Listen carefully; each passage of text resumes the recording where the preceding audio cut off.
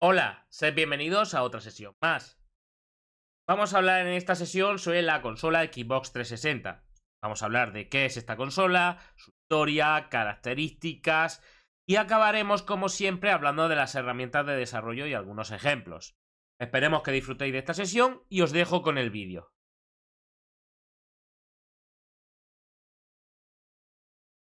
Xbox 360, una de las consolas de Microsoft.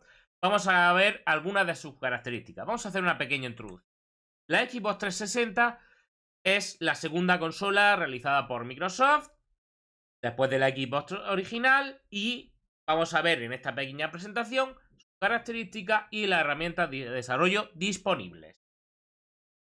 Aquí tenemos que la Xbox, que compitió, como he dicho, con PlayStation 3 y Nintendo Wii, tuvo grandes avances y algunos problemillas, como estaréis viendo, y algunos resonará al verlo.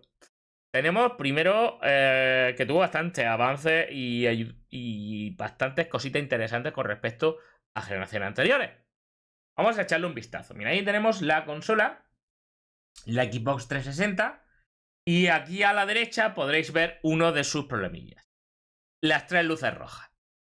Mucha gente recuerda esto y fue un problema, parece ser, se decía que estaba relacionado con el sobrecalentamiento, es decir, que la consola se sobrecalentaba y se podía romper y había que llevarlo a reparar. La consola en teoría estaba preparada, si se sobrecalentaba se apagaba, pero podía pasar que con el tiempo, materiales, con el calor, pues podía tener algún problema. Eso es lo que se decía de las tres luces rojas.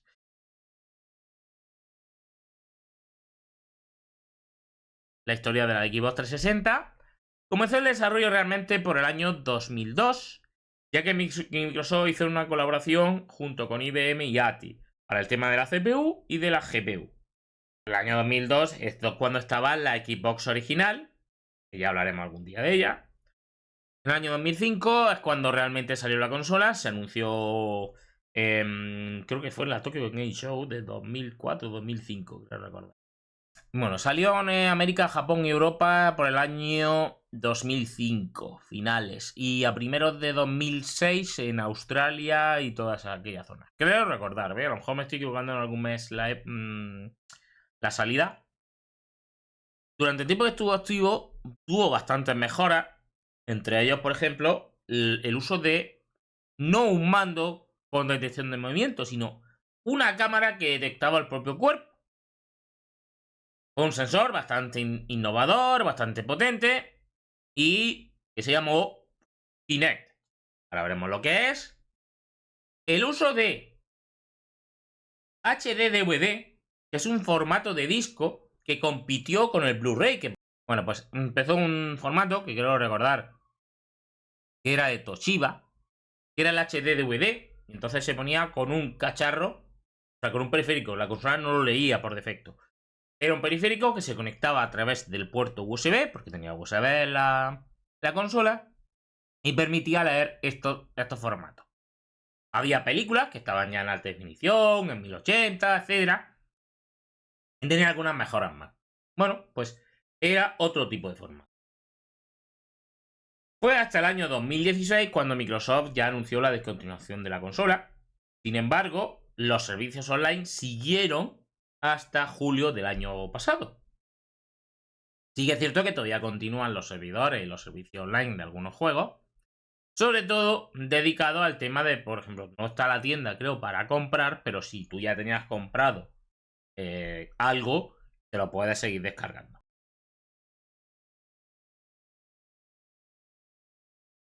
Especificaciones técnicas. Vamos a ver un poquito qué es lo que hay dentro de la consola. Como he dicho, hubo una colaboración con IBM y ATI. Pues aquí lo vais a ver las colaboraciones. IBM colaboró en la creación de la CPU, que era un PowerPC, es decir, arquitectura PowerPC.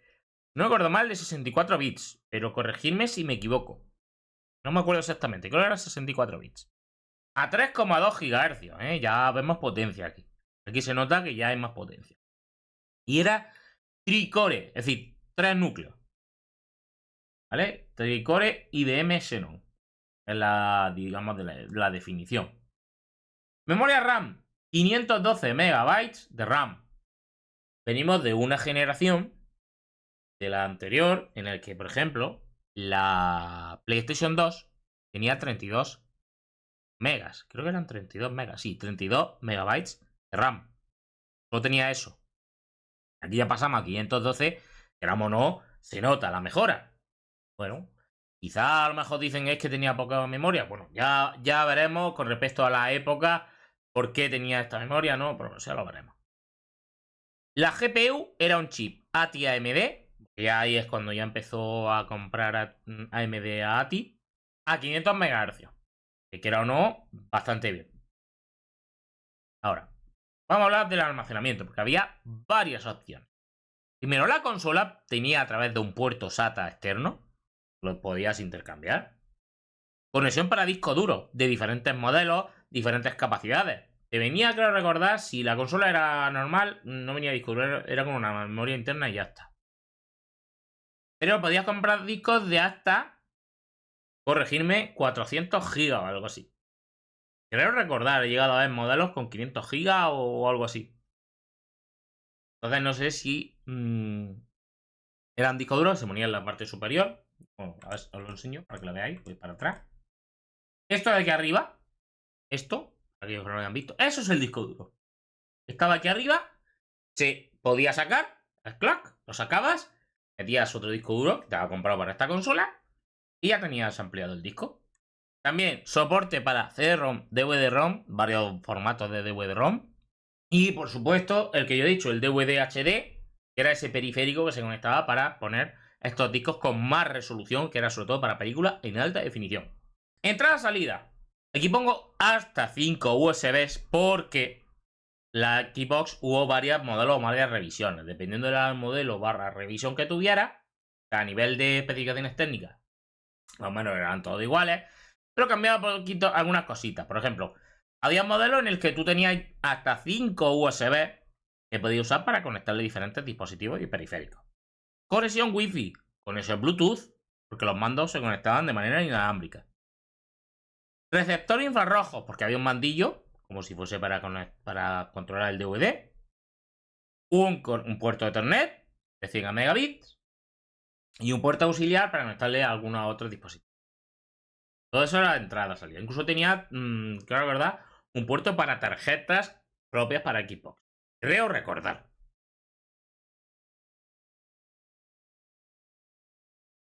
Juegos.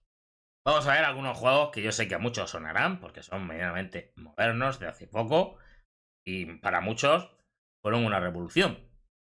Vamos a empezar. Tenemos, bueno, este de aquí arriba, esto es el logotipo, digamos, de esos servicios online que te permitía la Xbox por parte de Microsoft, el Xbox Live. A partir de aquí tú podías conectarte online, jugar online, podías descargarte juegos, etc. De pago, pero se podía. Empezamos. En esta, digamos, generación es cuando empezó la saga Assassin's Creed, por eso aquí pongo el primero. O sea, el primero apareció en Xbox 360, también Play 3, pero el primero fue este de aquí, la saga Assassin's Creed. No me puedo olvidar la saga Gears of War. Esta saga estaba hecho con el... Es de la gente de Epic, está hecho con un Real Engine. La saga Gears of War que ha tenido bastantes entregas, tanto en Xbox 360 como en su sucesora, era la Xbox One. Tengo algunas entregas para Xbox One, incluso para Xbox 360, que también era compatible con Xbox. Eso ya lo hablaremos si llegamos a eso. ¿Qué más tenemos? Tenemos los Call of Duty, aunque empezaron en la generación anterior, creo recordar, los primeros eran de PlayStation 2 y no sé si llegaba a ver en Xbox, creo recordar que sí, que hubo en Xbox. El padre del Fortnite. No sé si considero el padre del Fortnite, pero sí que es cierto que utilizaron el motor y la experiencia de ese juego, de los que han hecho ese juego, si han participado en Fortnite, pues sí, tiene que ver. Sí, porque incluso la cámara y todo esto se nota un poquito esa familiaridad. Para aquellos que no han jugado al Gears of War, era un juego por el que tú veías al personaje desde la parte de atrás, es decir, de su hombro derecho, tú veías en tercera persona al personaje, Y utilizaba, digamos, la cobertura, te ponías en cuclillas o parapetado para acabar con los enemigos. Tú tenías que disparar. Si cogías al enemigo cerca, tu arma tenía una motosierra y veías como el enemigo era partido por la mitad con mucha sangre. Contra más sangre se ve que mejor, más puntuación. No lo sé. Bueno, repito. Los Call of Duty empezaron en PlayStation 2, pero aquí es donde tuvo su auge. Porque aquí es donde aparecieron los modos como los modos zombie, el multijugador, porque aquí es cuando ya también se empezó a sacar mucho rendimiento del juego online. Aunque en anteriores generaciones también se empezaba a utilizar, no era su, digamos, principal contenido. Aquí es donde ya empezó el boom del juego multijugador. De jugar a los Call of Duty online, de jugar a los distintos juegos, ya lo que es tanto operativo como competitivo. Aquí es cuando fue el boom del multijugador online. Y me refiero en consolas, en esta generación. Bueno, pues el Modern Warfare, que para mí fue el primer juego de PlayStation 3 que tuve, junto con el Metal Gear Solid 4. Este es el Modern Warfare 2. También no puedo olvidar de la gente de Valve, que sacaron el Left 4 Dead para Xbox 360, en Steam, etc. Juego de zombies cooperativo muy buena. Aunque también tuvo su... No me gustaba mucho, me gustaba más jugar el cooperativo, pero el tema de que un equipo llevaba a los zombies y otro equipo llevaba a los supervivientes. No me gustaba a mí mucho ese modo, pero bueno, estaba gracioso. El Borderlands. El Borderlands, la primera entrega, salieron en esta bueno, creo que en todas. No sé si a lo mejor el pre-sequel y todo esto ya no salieron en Play 3. No. Pero el Borderlands 1 y 2 creo que salieron aquí. Bueno, el Borderlands salió aquí en esta generación y salió su versión en Xbox 360. Otro juego que también, el Red Dead Redemption, el primer Red Dead. Ahora, o sea, después salió el 2, que salió en PlayStation 4, tal. Pues el primero salió aquí y también fue una revolución. Además, yo lo tengo en PlayStation 3, pero a mí es un juegazo. Es un juegazo pero vamos, muy bueno. No solamente por también sus DLC, etcétera, sino también por su historia, estaba muy bien hecho, el tema de que tenías muchísimas opciones para hacer, etcétera. Bueno, esperamos no, fue un gran juego.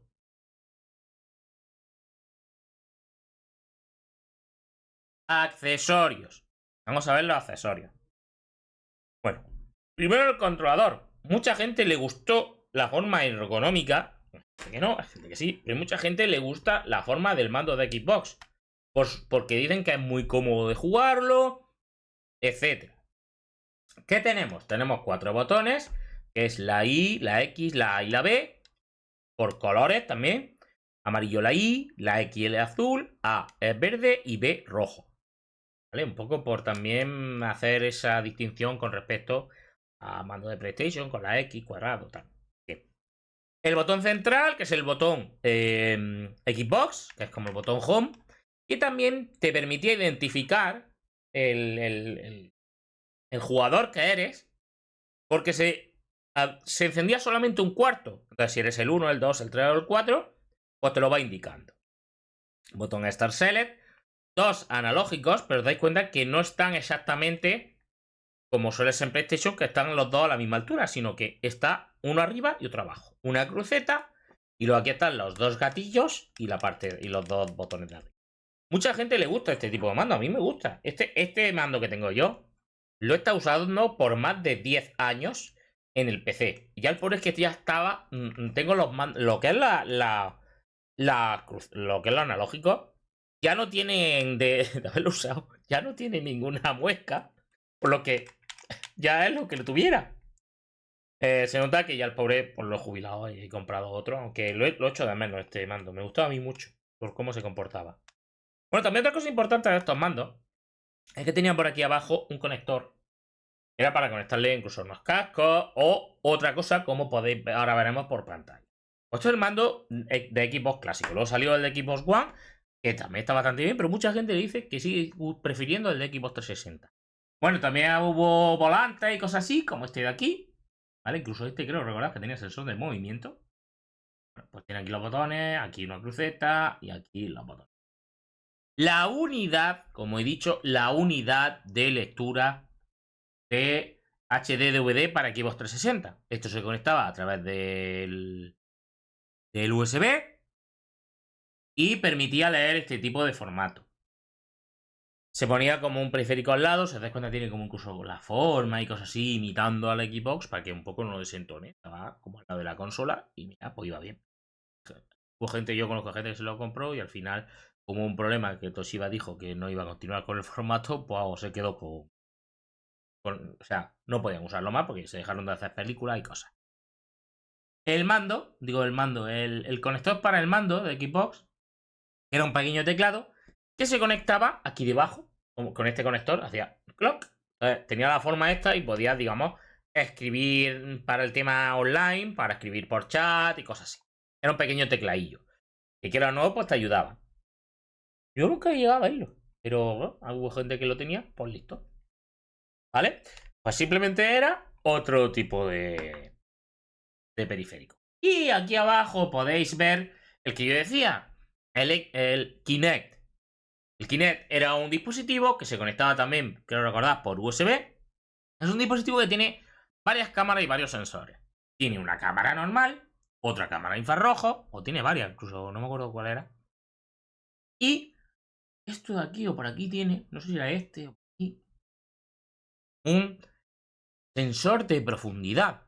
Que lo que hace es lanza una especie de señales y lo que va detectando es la profundidad de los objetos. Porque depende de cómo llegue el rebote. Es decir, manda como una señal y la señal rebota. O hace como un mapa de la habitación tridimensional. Por lo que puede detectar que hay alguien ahí, incluso detecta la forma, el esqueleto. Entonces, cuando movía a la persona, lo detectaba. De esta forma podía hacer como que la propia persona fuese el mando. No necesitaba un mando, no necesitaba tener estos botones, sino con el propio movimiento podía hacer que interactuar con el videojuego.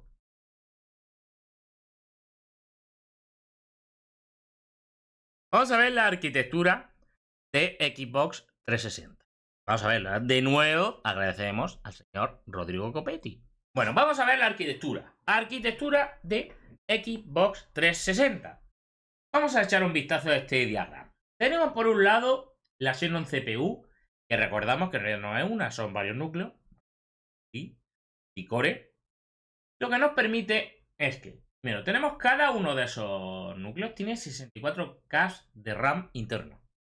Y 32K de ROM, que esto tendrá información interna para la consola, etc. Aquí tenemos una especie de bus, por lo que está todo conectado. Tenemos aquí varias unidades y algunas de entrada-salida. Son diferentes aspectos que esto podéis ver más en detalle. Voy a hacer un poco más abierto. Bueno, pues este es la CPU, luego está conectado a la GPU a través del puerto norte, el North Bridge. Y esto lo que tenemos es el core de ATI, 10 MB de RAM, que entiendo que lo utilizará como VRAM. Tenemos en el controlador de entrada-salida y la interfaz de vídeo. Y también tenemos por aquí, que se ve que está también conectado a esta parte, North Bridge, claro, para que esté todo.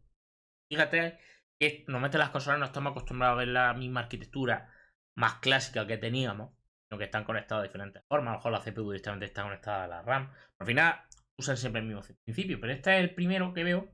Este es ese principio clásico que hoy en día, ya como todo está dentro de la CPU, os comento. ¿Qué es el puerto norte y el puerto sur? El puente norte hoy en día está dentro del propio chip de la CPU. Pero antiguamente venía en la placa. Y lo que hace es controlar, digamos, los periféricos, lo que se dice, la definición que se suele decir es controlar los periféricos y los componentes más cercanos a la CPU.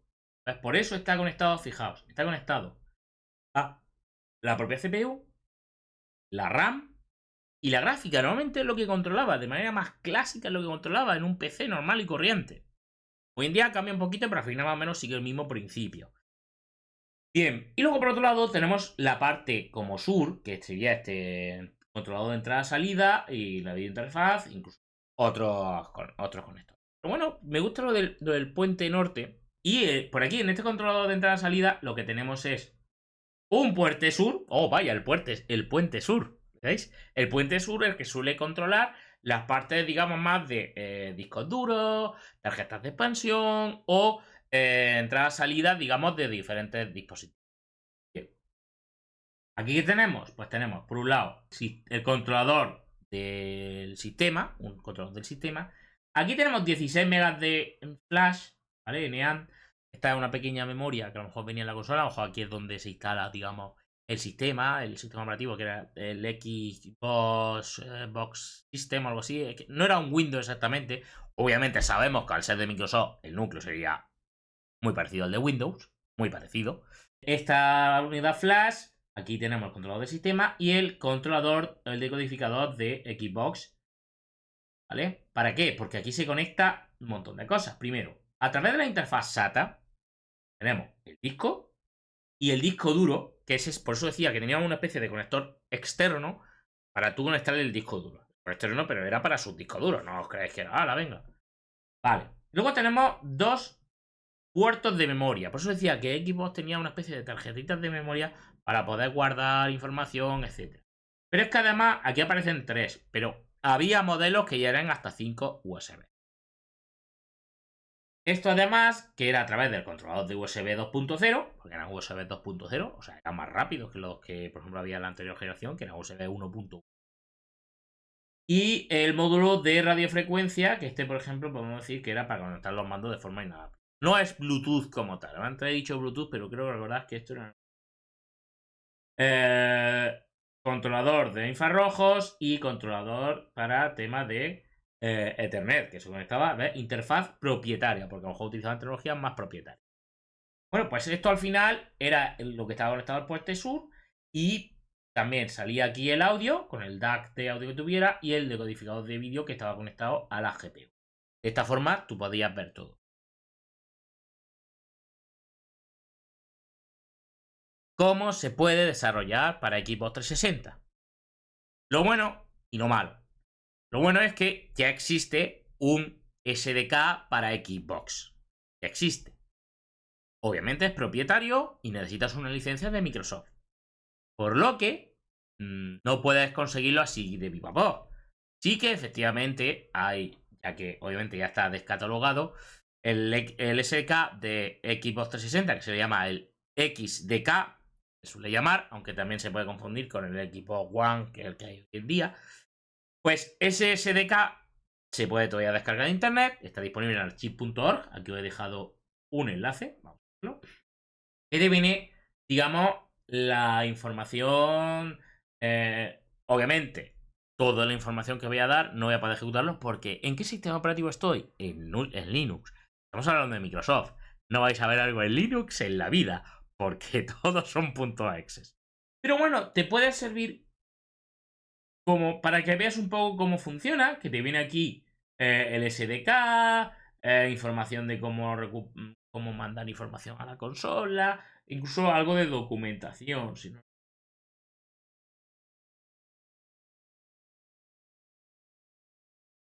Aquí te dice que vienen versiones alfa del SDK, la versión esta de aquí del SDK. Aquí viene para recuperar información, por lo que veo, una herramienta. Bueno, aquí viene bastante información. Digo porque puede ser útil. Os dejo este enlace para que podáis descargarlo y si queréis ver un poco más, pues tenéis información aquí de cómo funciona. Pero mucha gente recordará que justo en la época de Xbox 360 salió algo. Fue por el que también mucha gente y estudio independiente empezó como loco a sacar juegos. Y es que empezó a salir una cosa llamada XNA Game Studio, que se trataba de utilizar el framework.net ya preparado para sacar pequeños juegos con una API muy amigable, muy fácil de utilizar. Yo llegué a utilizarlo en su día. Y a partir de aquí es donde han salido muchas otras herramientas que utilizamos hoy en día. Ellas, creo recordar que lo he leído yo alguna vez, era este hombre, Riley, la librería Riley, el autor ha dicho que muchas veces se basó porque había utilizado el XNA en su día. ¿Vale? Es decir, que era bastante fácil de utilizar. a día de hoy, todavía puedes descargar, aunque ya está descatalogado, el Microsoft XNA Game Studio. Lo malo, pues que obviamente, pues esto hay poquita, ya no hay soporte por parte de Microsoft, pero te lo puedes descargar. Aquí te dice cómo instalarlo, que obviamente primero necesitarías, fijaos, Visual Studio 2010. No sé si estará esto preparado para la versión actual de Visual Studio o no lo sé. O necesitará instalar alguna máquina virtual, no lo sé, no me he puesto. Pero lo que quiero decir es que si en principio a día de hoy todavía no puedes seguir descargando, pues todavía utilizarlo, quieras o no. Entonces, es una alegría poder seguir utilizando estas cosas. Microsoft hace fácil crear videojuegos basados en PC, Xbox 360 y Windows Phone. Estamos hablando que también en la época es cuando empezó lo de Windows Phone, cuando Microsoft bueno, pues hizo esa apuesta con Nokia y sacaron su Windows Phone, aunque al final no le salió muy bien. Por otro lado, ya estamos hablando de los años 2000, 2010, 2000 y algo. Y aquí ya empezaron a aparecer los Game Engine que hay hoy en día más propietarios, como puede ser Unity o Unreal. Por lo que puedo descargarme, obviamente con las versiones actuales ya no lo soportan, no puedes publicar. También otra cosa importante, igual y puedo insistir, no puedes publicar porque sí. Hacer una licencia de Xbox 360 por parte de Microsoft. Hoy en día ya Microsoft no te va a dar una licencia de Xbox 360. Pero bueno, puedes investigar o puedes aprender y oye, si cuela, cuela. Pues tienes aquí, lo he descargado de archive.org porque no he encontrado ninguna descarga de esa versión en la oficial de Unity. Y es una versión de Unity más antigua para tener soporte para Xbox 360, ¿vale? Que es aquí pone la V5, exactamente. Entonces, puedes utilizar esto, que tendrá ya el plugin o tendrá un plugin ya instalado para poder sacar para Xbox 360. Pero recuerdo, necesitas una licencia. Ahí. Pero eso por parte de Unity, del motor Unity. Y para Unreal, pues tenemos el UDK, Unreal Development Kit, en el cual la versión 3 sí tenía soporte para Xbox 360. A partir de la 4 ya no. Por lo que ya con esto también podríamos empezar a ver alguna cosita. Aquí he visto si hay algo más de información en las páginas de Unreal. Pero de nuevo lo único que te dice es ya no tenemos soporte, búscate la vida. Pues vale, pues muy bien. Aquí también os dejo una especie de enlace para descargar, ¿vale? El UDK Installer. Bueno, de nuevo es para Windows, pero que podéis utilizarlo, el UDK3, Unreal Development Kit 3. Con esto podríamos publicar tanto para Xbox 360, creo que también para PlayStation 3 y no sé para qué otros targets. Bueno, PC seguro. Ahí o no, pues puede ser una cosa interesante. Pero bueno, tampoco quiero entrar en mucho detalle. Pues nada, muchísimas gracias a todos por verme. Voy a hacer una raya a Rafa, a ver si está. Y lo dicho, nos vemos el viernes, que en principio debería tener disponible. Debería, no lo sé. Y que hasta luego.